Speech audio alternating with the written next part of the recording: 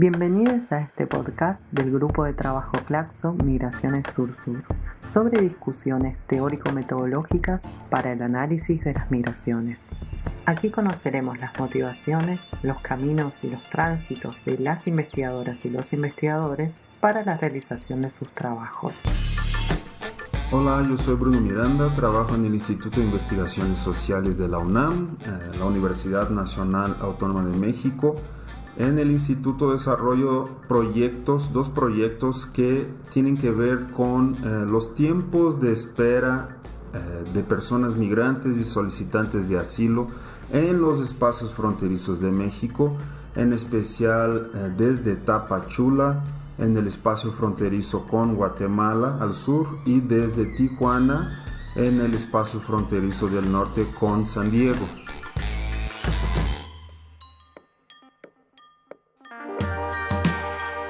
¿Cómo fue la llegada al campo? ¿Qué factores motivaron la elección del tema y del método de indagación?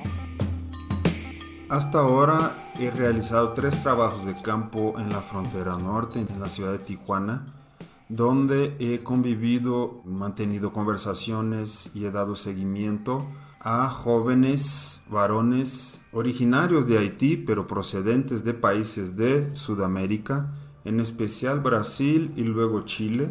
Y esas personas, esos jóvenes haitianos, se instalaron en la ciudad de Tijuana desde 2016. Yo los encontré en 2019, 3 años después. Un grupo de ellos gestionaba una posada donde se hospedaban otras personas haitianas y jóvenes varones africanos del Congo, de Angola, del Camerún y de otras partes de África, ¿no? Del occidente y del oriente. Y paralelamente he estado documentando a través de cobertura de medios de prensa, de medios independientes, de portales web, de estadísticas oficiales, producidas por agencias estatales de México, de Panamá, porque ahí está el Tapón de Darién, que es un espacio fronterizo también nodal, ¿no?, en la conformación de los corredores por Sudamérica, Centroamérica. Las motivaciones de este seguimiento, de ese monitoreo y de esas etnografías tienen que ver con que yo nací y crecí en Brasil y recientemente he vivido allá. He tenido una instancia en la ciudad de Chapecó, al sur del país, de donde partieron muchas personas y familias haitianas que trabajaban en la industria del procesamiento de carnes. He tenido también en esta ciudad estudiantes haitianos. He tenido un profesor de francés haitiano, pero actualmente vivo y trabajo en México. En primer lugar, me llamó muchísimo la atención que transitaran tantos miles de kilómetros para llegar a la frontera sur de Estados Unidos, cruzando México, y me sigue interesando saber qué pasa mientras transitan en varios sentidos, no solo de las estrategias que tienen, pero también de las formas de control, de contención migratoria a las que se enfrentan y cómo van caminando, si en grupos, o sea, qué es lo que pasa en el día a día del tránsito, y principalmente los espacios y los tiempos de espera que tienen mientras transitan. Mi llegada a campo ha tenido muchas, algunas entradas. La primera a través de ONGs de Tijuana y que se han desarrollado conjuntamente con la llegada y la experiencia de personas haitianas en Tijuana, ¿no? La llegada de haitianos en 2016 hizo proliferar de cierta manera espacios de asistencia humanitaria, casas y centros culturales para migrantes en la ciudad. Y otra de las entradas ha sido la posada que les comentaba, que ya no existe, donde me acerqué directamente con jóvenes haitianos hablando el portugués. Algunos de ellos habían vivido en Manaus, en Brasil, o en Campinas, en São Paulo. Estaban súper esparcidos por ciudades brasileñas y habían vivido estancias prolongadas, podríamos decir, de 5 a 9 años.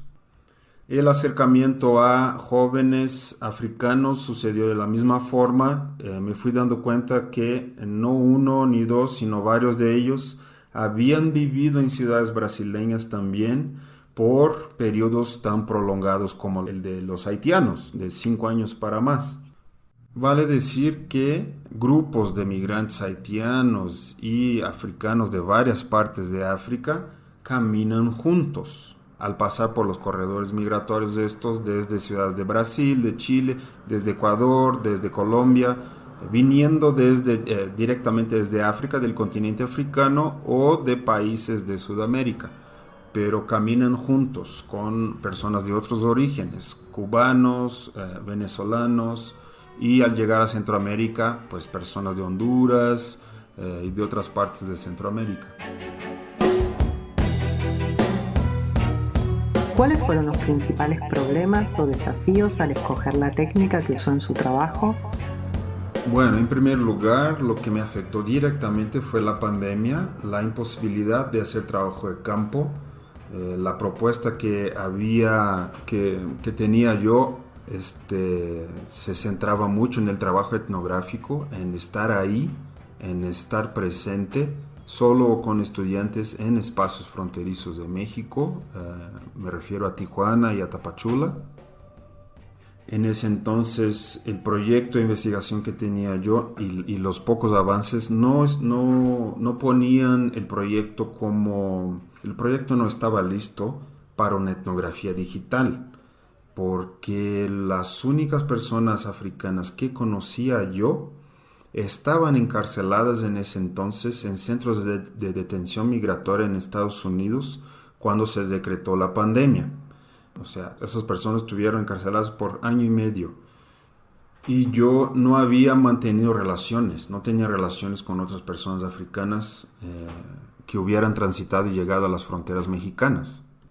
Ya cuando se reabrieron las fronteras a inicio de 2021, volví con estudiantes al campo y el desafío siempre es, como había sido antes de la pandemia también, darle seguimiento a las movilidades de esas personas, porque están en constante movimiento, hay asentamientos más o menos prolongados, ¿no?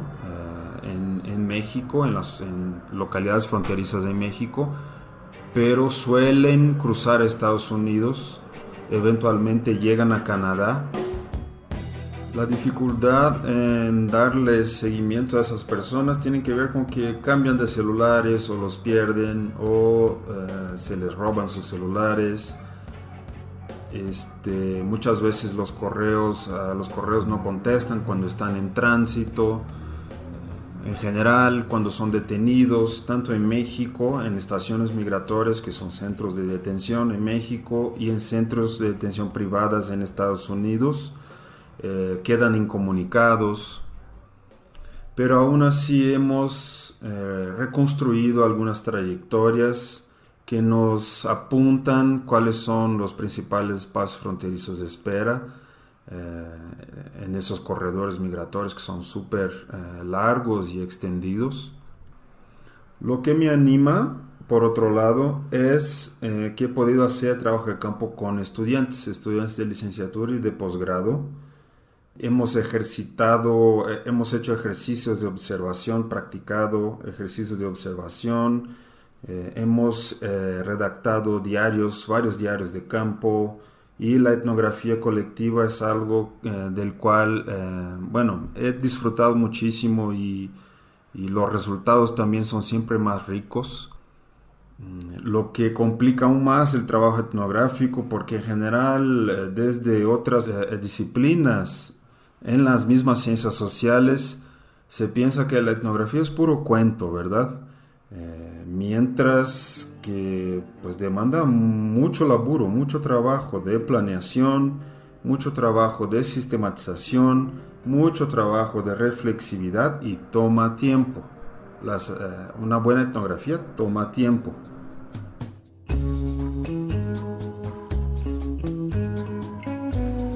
¿Cómo se articula la teoría y el método en su investigación?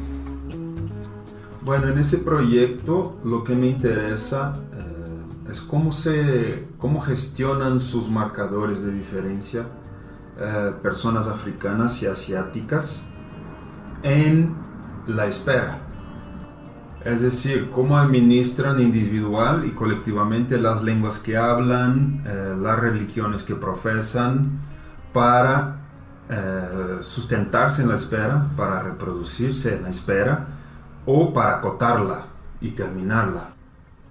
Me interesa también observar y registrar los lugares que frecuentan en la espera, ¿no? Es para delimitar el espacio fronterizo de espera, qué lugares frecuentan, cómo se apropian de lugares en estas ciudades fronterizas y cómo en general van dejando su huella, ¿no? Su impronta en las fronteras mexicanas. Hasta ahora nuestros hallazgos revelan que la conformación de grupos en tránsito y de grupos a veces los mismos en la espera en esas ciudades fronterizas, esos grupos pueden ser nacionales o multinacionales o binacionales. Hemos dado cuenta de grupos, por ejemplo, de personas de Ghana y de Senegal, y de grupos del Congo, la República Democrática del Congo, y de Angola. Y esos grupos son importantes porque a través de ellos se recolecta, por ejemplo, dinero para comprar boletos de autobuses. Se reparten remesas enviadas por familiares, ¿no?, entre los miembros del grupo. Y eso permite acotar y seguir el tránsito, ¿no?, hacia la frontera de México con Estados Unidos. Y también hemos dado cuenta y tenemos registro del uso de la importancia de lenguas, ¿no?, o de personas que hablan varias lenguas. La importancia obviamente de las lenguas imperiales, si quieren, el inglés y el francés, pero también de lenguas regionales africanas, como el Fula, que se habla en el occidente, el Lingala, que se habla en África Central.